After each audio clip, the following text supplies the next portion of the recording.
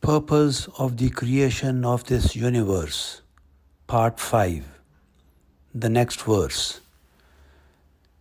These verses are from chapter 32 and verses are 10 to 12. First, Arabic. وَقَالُوا أَإِذَا زَلَلْنَا فِي الْأَرْضِ أَإِنَّا لَفِي خَلْقٍ جَدِيدٍ بَلْ هُمْ لِقَاءِ رَبِّهِمْ كَافِرُونَ قُلْ يَتَوَفَّاكُمْ مَلَكُ الْمَوْتِ الَّذِي وُكِّلَ بِكُمْ ثُمَّ إِلَى رَبِّكُمْ تُرْجَعُونَ وَلَوْ تَرَى إِذِ الْمُجْرِمُونَ نَاكِسُو رُءُوسِهِمْ عِنْدَ رَبِّهِمْ رَبَّنَا أَبْصَرْنَا وَسَمِعْنَا فَارْجِعْنَا نَعْمَلْ صَالِحًا إِنَّا مُوقِنُونَ. Translation. And they said, is it that when we disappear in the earth, is it that we really come into a new creation? Rather, they are ones who deny the meeting with their Lord. Say, the angel of death who has been assigned for you will take yourself, that is soul, in full. Then you will be brought back to your Lord, and you will wonder if you see the sinners hanging their heads before their Lord and saying, Our Lord, we have now seen and heard, so send us back, and we will do righteous deeds. Surely now we are believers. This verse clearly tells us that we are a complete personality in the form of a soul.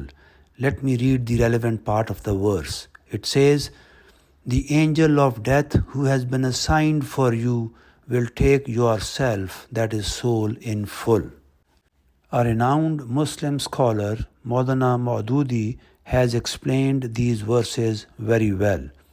He writes, the objection of the disbelievers as cited in the first sentence is so absurd that no need has been felt to refute it. Only its citation was regarded as enough to show its absurdity. For the two parts which make up the objection are both unreasonable. Their saying, when we have become dust, is meaningless for that which is, we can never become dust. Dust is the destiny of the body after it has become devoid of the we. The body itself is not the we. When alive, limbs and other parts of the body may be cut off one by one, but the we remains intact. No part of it is cut off with the cut off limb. And when the we has vacated a body, the we remains no longer applicable even in the remotest sense, although the body still remains intact. That is why a sincere lover goes and buries the body of his beloved, because the beloved is no more in the body. He buries not the beloved, but the empty body, which was once the home of his beloved. Thus, the very first premise of the disbeliever's objection is baseless. As for its second part, shall we be recreated? This question containing surprise and denial would not have arisen had the objectors considered and taken into account the meaning of the we and its creation. The present existence of this we is nothing more than that a little of coal and iron and lime and some other earthly substances got together from here and there to combine themselves into a body which became the home of the we. Then what happens when it dies? When the we has left the body, the constituent substances of its abode, which had been gathered together from different parts of the earth, go back to the same earth. The question is, he who had made this home for the we, can he not make the same home from the same substances once again and settle the we in it? When this was possible before and has in actual fact existed, what can hinder its possibility and its existing as an actual fact once again? These are such things as can be understood by the application of a little of the common sense. But why doesn't man allow his mind to think on these lines? Why does he raise the meaningless objections about the life hereafter and the hereafter? Leaving out all these details, Allah has answered this question in the second sentence, saying, "The fact is that they disbelieve in the meeting with their Lord." That is, the real thing is not this, that the recreation of man is something odd and remote in possibility, which they cannot understand. But in fact, what prevents them from understanding this is their desire to live freely and independently in the world and commit any sin, any excess that they please, and then escape scot-free from here. They should not be held accountable for anything, nor answerable for any of their misdeeds.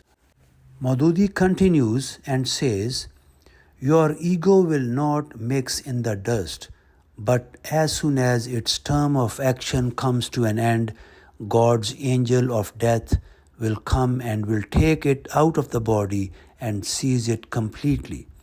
No part of it will be allowed to become dust with the body. It will be taken intact into custody and produced before its Lord." Let us consider in some detail the facts which have been presented in this brief verse.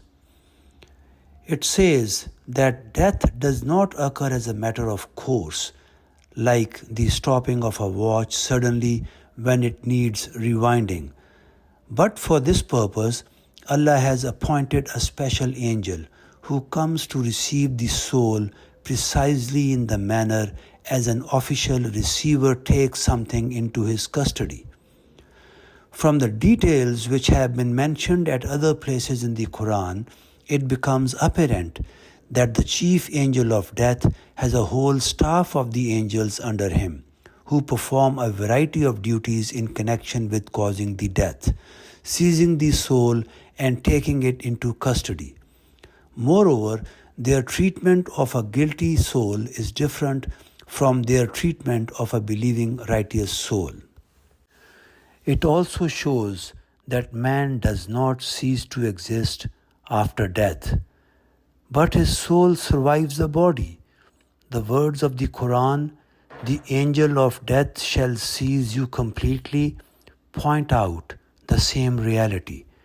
For something which does not exist cannot be seized. Seizing something and taking it into custody implies that the seized thing should be in possession of the seizer. It also shows that at the time of death, that which is seized is not the biological life of man, but his self, his ego, which is connoted by the words like I and we and you. Whatever personality this ego may have developed during its life activity in the world, the same is taken out intact as a whole, without affecting any increase or decrease in its characteristics, and the same is made to return to its Lord after death. The same personality will be given a new birth and a new body in the hereafter. The same will be subjected to trial, the same will be called to account, and the same will have to experience rewards or punishments.